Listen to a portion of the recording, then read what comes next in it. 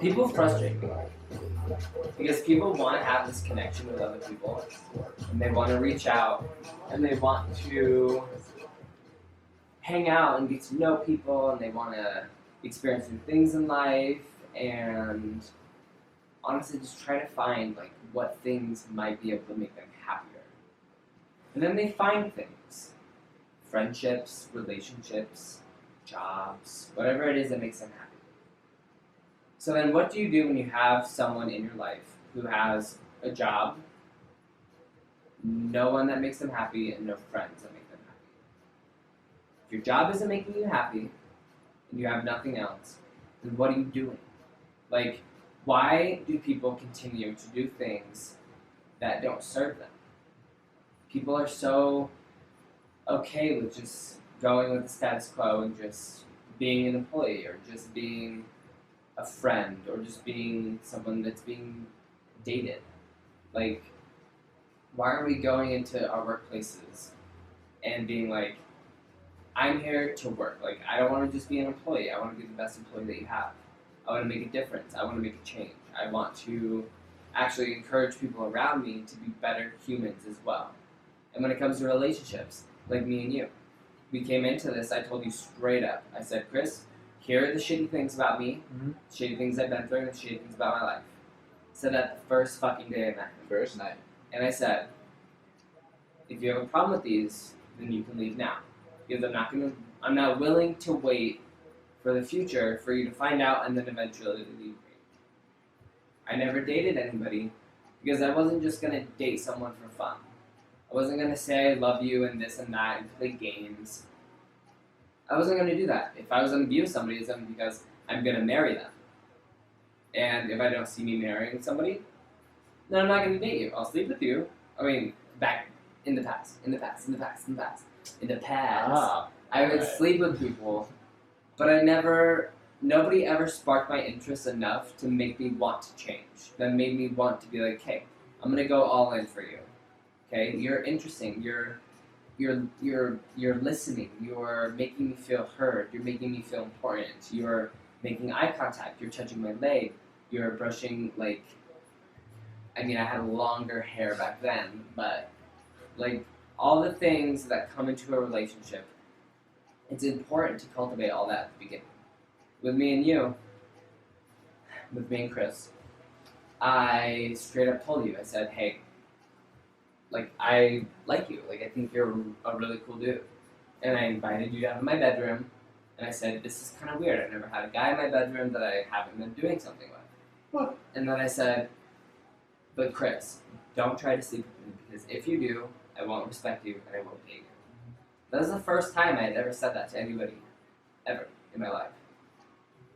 And now, here I am a year and a half later, engaged to the most patient man and the most caring and compassionate and loving and happy. And you put up with so much of my, I don't want to say downfalls, but things that make it hard just for me in life.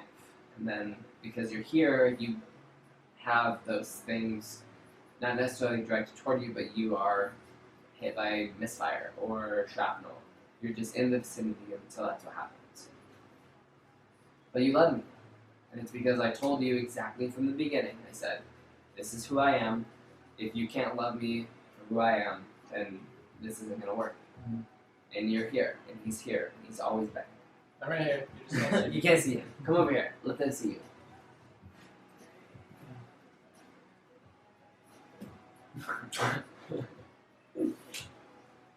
But I still have friends who are in relationships that are very long, year and a half. Maybe they're 6 months into it, or even a month. And I still have friends that say, oh, he can't know that about me. Like, he can't know about my past, because if he did, he would leave me. And to me, in my mind, I'm always like, why would you be with somebody and lie to them about a whole piece of who you are? Why would you intentionally start a relationship with somebody and pretend to be somebody different than who you are? I don't know. I honestly don't know. I've talked to people and I've asked, but to me, in my head, It doesn't make sense. It doesn't make sense to me why we would lie to the people that we're trying to love. So that's relationships. People don't know how to do those right, as I've just explained. I think that me and Chris are a very good example of how to communicate and be there for each other and learn about each other. I mean, the first whole year of our relationship was almost entirely dedicated to just listening and understanding, not listening to respond, not listening to have something to say or to say I'm sorry or to have empathy or pity or anything like that. It was just, I want to know who you are. I want to get to know who you are. So that's what we did. It just so happens, yeah, we still are. We do every day. We are still communicating and talking, and I don't always have the best days. I have a really hard time some days with centering myself and focusing and being able to communicate directly or even explaining how I feel. I still get into these mindsets where it's so hard for me. But he knows. He knows that if something's happening with me and he might be getting hit with my shrapnel of emotions, he knows that if I say, babe, this isn't about you. This is about me, it's not about you. That's all I have to say. And then he is fine. And he understands this is not because of me. This is just because Joey is having a hard day and he needs to work through some things. And at the beginning of our relationship, it was hard because he thought that he was the cause of the issues. But so then by me explaining and saying, hey, like, not necessarily in the moments when I would kind of lose touch with myself, but afterward, I would go to him and I'd say, hey, babe. Not even always talking to him. I would text him because sometimes my emotions and my passion are just so strong and built up within me that I have a very hard time vocalizing them. Which is why I've also had such an issue with like recording videos and trying to like get my message out to people. But I just see so many people that are close to me and strangers and acquaintances and celebrities, and I see how they operate and I see the things they do for the public and I see the things they do for themselves. And then I listen and I hear the things that they say and I analyze what I know historically about a person, what they're saying, and what place in their story this is having influence from. And so with us, I have a very diverse background. I have a very rocky history, but ultimately I've kind of like taken sandpaper to it. And, like, it's been up and down, but it's been, looking back, it's been smooth. It's been a lot of highs and a lot of lows, but I've learned to make peace with the things that weren't serving me. And I've learned to find respect and admiration and confidence in myself for listening to other people and for understanding what they're saying. But just because I understand doesn't mean I agree. And just because I sit here and I tell you the things that I've done, that doesn't mean that you're going to implement them into your life. We don't have a say over what other people do, but ultimately for me, what it comes down to is sharing the message, because when it comes to my work, I currently have my own virtual assistant business that I do. Chris and I have been modeling. Chris has his editing business that he's starting. He's also a regional training manager for Mod Pizza. Like, we've both made strides and we've made money moves. Like, we've been putting in the work and we've been working together. We've made this our unit, you know, me, him, our two dogs, our house, and come November, this is gone. We're leaving this apartment. We're leaving Utah. We're going to go to Mexico for 5 weeks. But this is all because we've cultivated this relationship between us. And even though, like today, where I had an awful day and spent 2 hours at the car wash cleaning my car and vacuuming, that's what I had to do. But still, at the end of the day, I can come home to him and I can say, "Okay, babe, look, I need to talk to you, and I just need you to listen. I don't need a response. I don't need pity. I don't need you to completely understand. I just need you to listen and nod your head and just give me the opportunity to share with somebody and have them just reflect back to me what I need, because I don't always need advice. I don't always need words of affirmation. I don't always need physical touch, which is my love language. Sometimes all I need is just a visual cue from somebody that they hear me and that what I'm saying is being processed by another person and they're respecting what I have to say. And if I ever say anything that's out of line, then I am interrupted and I get told that either the way I said something or my stance on something or my mindset or my preconceived judgments are incorrect. And then I take those things and I learn from them. That's what being in a relationship is.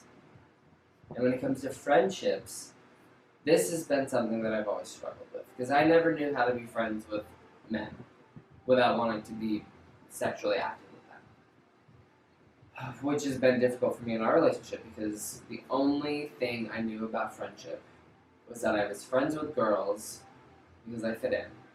But when it came to me being friends with guys, I've always been,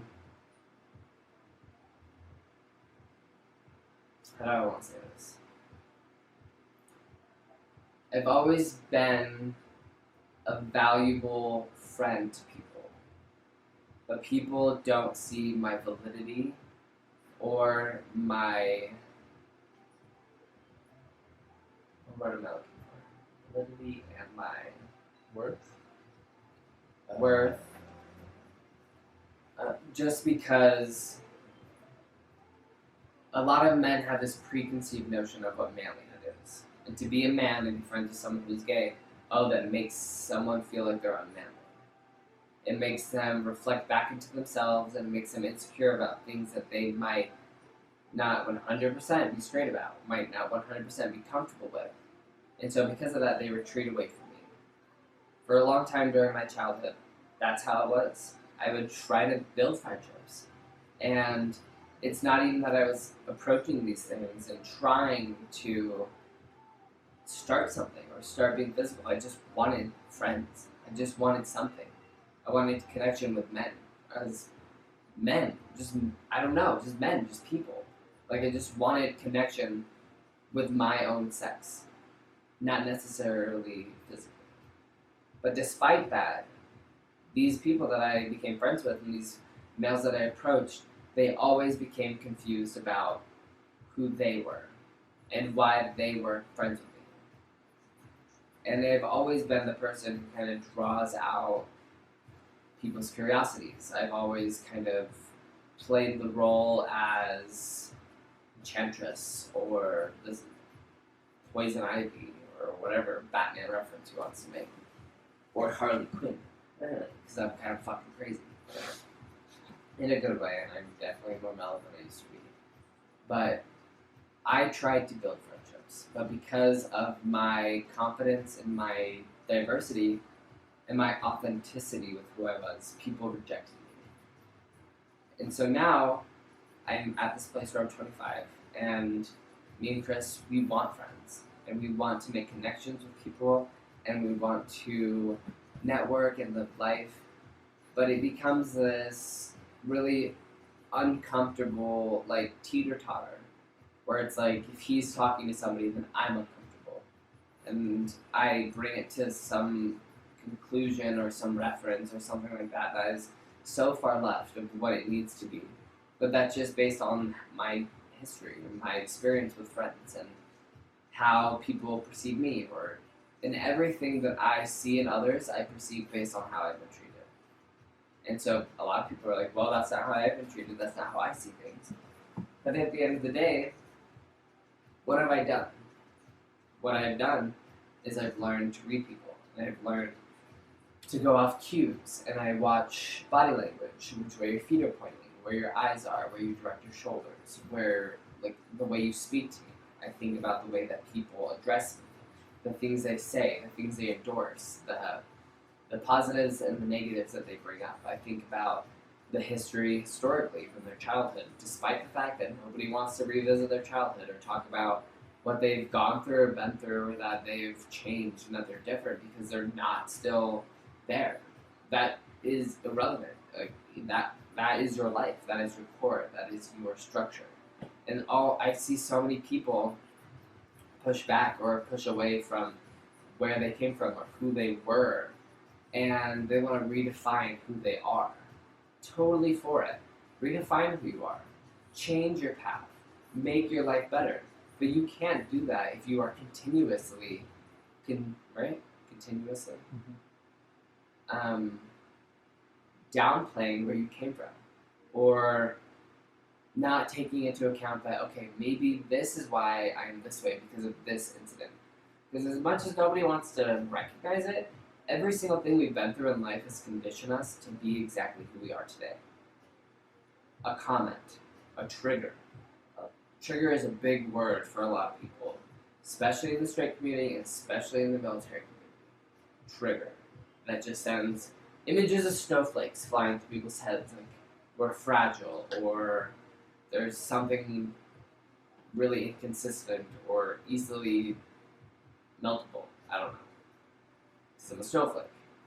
But ultimately, Alright, well, never hear that again. never hear that again. But, like, you want to actually tell me that when I was 12, when I was playing football, and we were doing scrimmage, and you have the two lines, and then each person starts, and then you run around, and you contact in the middle. Okay? I was doing that. And I went, and I got taken down. And they kept me in. And I went through that maybe, 5 or 6 times. And then I got to this super big kid.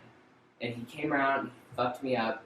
I dislocated my shoulder, I separated it, I had to wear a sling, I couldn't do anything. And so, yeah, when I think about large men being physically intimidating toward me, that is a trigger for me, because I've been injured in the past. And I think that is a great example to demonstrate that one isolated incident from our past can influence us throughout our life. I have issues with men. I have issues with people that I even just think could hurt me. Not even just men, women as well. But it all stems from something that I went through at some point. And so those are things that now I'm realizing are issues, because I try to make friends and I try to reach out and I try to be this positive influence, but I either have people shitting on me because I don't agree with what they think, or I just have people ignoring me or discounting my existence or just making me feel like I'm irrelevant, which is so unapplicable because I am relevant. I'm brave and I'm confident and I've worked my fucking ass off going through rehab and therapy and small group therapy, going to my psychiatrist and my therapist and going to different classes and talking to people and reaching out and doing my blog and listening to people, okay?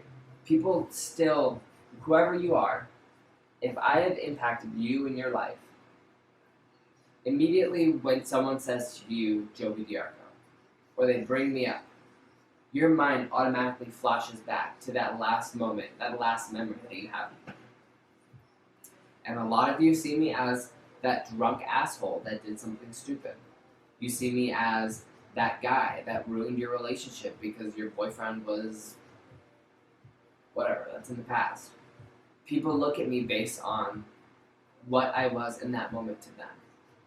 But so many people fail to actually listen and see and understand that I have gone through a lot of stuff. And I know a lot of things. I'm educated. I'm very smart when it just comes to people. And so that's why I'm out here sometimes saying the wrong thing, sometimes making the wrong post. But it's ultimately because I see people who put more effort into their job than they do into their love life or their friendships.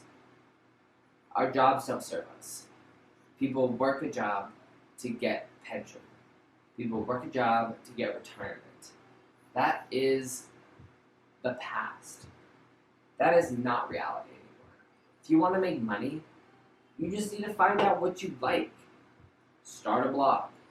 People will buy onto it. People are so interested in just learning new things. I have a friend who has $4, and I was just talking to her today because of a misuse of words that I used in a post. And then after we were chatting and gabbing for a little bit, we talked about getting together, and I was like, just thinking about her and her life, and I was like, you know what? What if she started a blog called The Four? Because she has $4, and she is amazing with photography, and they all always are so cute, and they have the best outfits, and they are always happy, and she's just a good mother. I'm like, what a big impact that can make. It's just that start your blog. Talk about your daughters. Talk about the clothes you dress them in, where you shop, your favorite products, and then from there, maybe open your own online store. And then collect money on the back end from directing people to different websites and trying to get people to, I don't know, enjoy the same things that you enjoy. People are so uncomfortable by following people who are promoting things because, they just think they're after money, or they're just trying to sell you something you don't need. No, that's not why any of us share anything. We are out here because we have knowledge, and we just want to share it with other people. I mean, I know that for me, I've wanted to make a difference and do something very big for a very long time. And I am so afraid of doing it because I'm so afraid of success. And I'm afraid because there's so many of people out there, people like you, people like people you know, who see people like me succeed. And because I had done something wrong at some point in my life, then they're going to come out and they're going to say something. And maybe that's all fabricated. Maybe that's all in my mind, and maybe I'm going to do something and nobody will even give a fuck, and nobody will say anything, or notice that I've done anything. But to me, I'm still that boy who's afraid of being hurt, of being confronted. I'm that kid that's afraid of my peers and the people around me. I'm still learning to grow. I've made leaps and bounds. I fully accept who I am now. I accept who I how's it going? Camera dead. Ultimately, I've been through enough to know what I'm talking about. I've challenged myself and my peers and my superiors and anyone who's ever had influence over my life. What they had to say, good, bad, what the outcome was. I see what I've done, I see my outcomes, and I see what other people are doing, and I want to help change their outcomes because I already know how it feels to feel all the things that I felt. And maybe you don't know what all those things are, but you can reach out to me because that's the beauty of this. I'm not making this video for myself. I'm not making it because I'm gonna rewatch it and try to learn something for myself.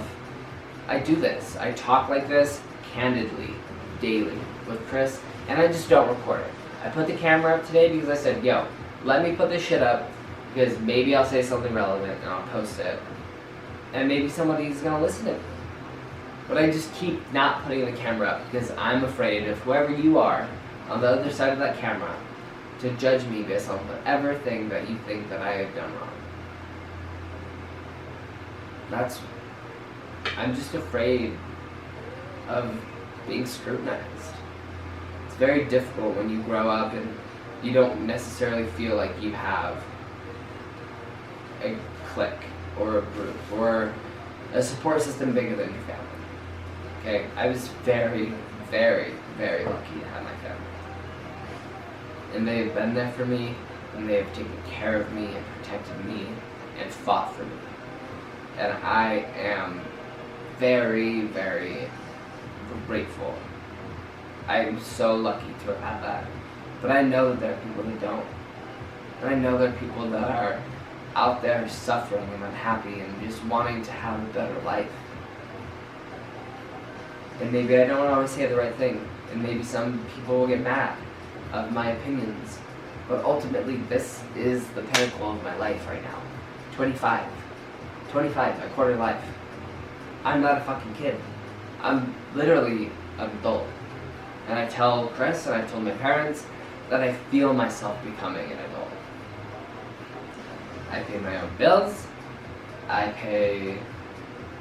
Doesn't matter. I take care of myself and I take care of my family. My fiance and my 2 dogs. I do everything I can to support my family. And I want to do everything I can to support you.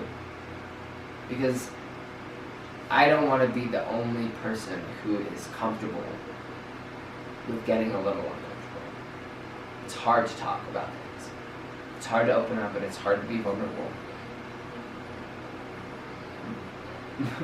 What are we waiting for? What are we afraid of? Like, I can say this, I can post this, and 100 people can watch it, and nobody can respond, and I'll delete it. Okay, well then it didn't ever exist. Then it's just a failed attempt. Or I can post this, 100 people can watch it. 100 people can reach back out to me, be like, hey, what you said, I agree, like this, that, maybe other things, I don't know, this, that, can you tell me more about this experience? Can you tell me more about how you made your relationship work? If I had 100 people just come back to me with one question, and just be like, anything. Boom, there it is, just anything. Just ask me anything. I'll answer it.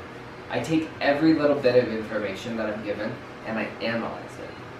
And I check it and I figure out what needs to be fixed, or I figure out what needs to be edited, or I just figure out like what might be wrong. You know, maybe you put your ladder against the wrong wall. And so you've been climbing this ladder for years and years at work, but you are finally high enough to realize that you're not going anywhere.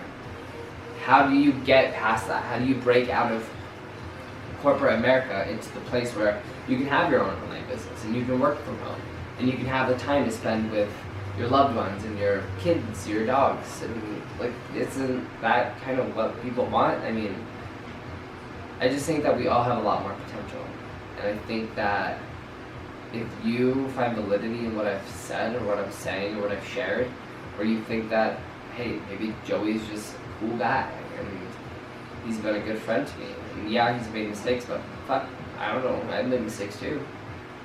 We've all made mistakes. We all have downfalls. But don't hold mine against me, and I won't hold yours against you.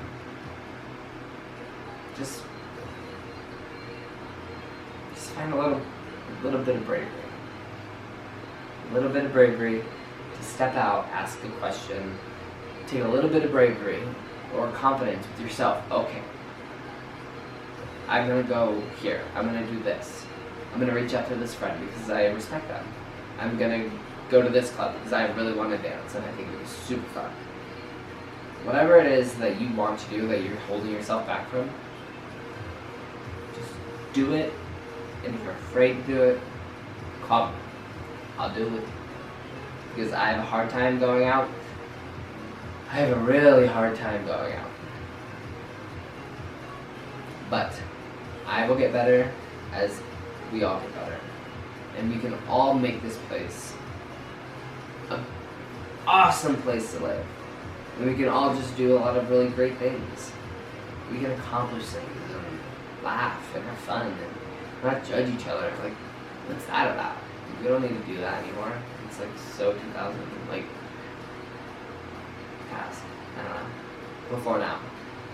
We're at the beginning of history. There's been a lot. But just think about how short the time span has been that we've actually just been humans, like us. Not very long. There's a lot to come. And do we want to really be stuck in this past mindset of not being vulnerable, not being secure, not being confident, only doing what we're told? No. Let's change it. Let's really just start living for us. That's all I have.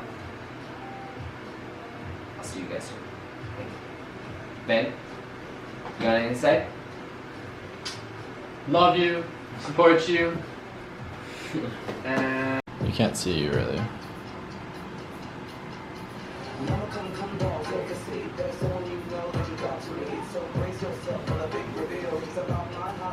Hello.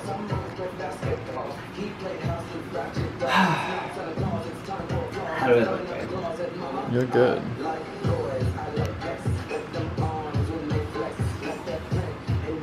Just don't come closer to this idol.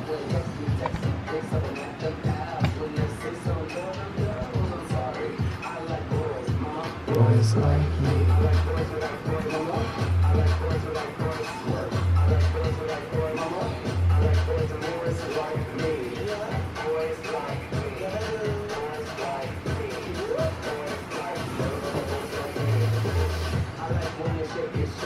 I like when they go.